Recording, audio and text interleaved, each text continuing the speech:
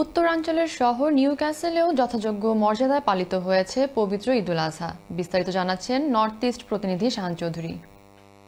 নিউক্যাসলে বাংলাদেশিদের ঈদের প্রধান জামাত অনুষ্ঠিত হয় এনবিএ জামে মসজিদে।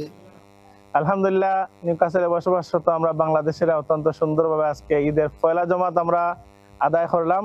আজকের ঈদ থেকে আমরা যে শিক্ষাটা আমরা নিয়ে গড়ে যাওয়ার চেষ্টা করলাম, এটা হলো গিয়া আল্লাহর হুকুম পালনে যে কোনো কুরবানি, যে কোনো স্যাক্রিফাইস আমরা দিতাম।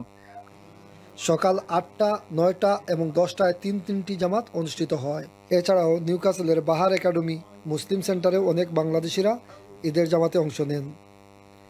আর Pakistani, Bangladeshi, Nigeria, Somalia, Arabian ও বিভিন্ন আফ্রিকার কান্ট্রির মুসলমানরা সেন্ট্রাল মসজিদের আয়োজনে ওয়েস্টগেট কলেজ মাঠে নামাজ আদায় করেন। আমরা জানি এই ঈদ মানে খুশির দিন, আমরা সকলেই খুশি করতাম।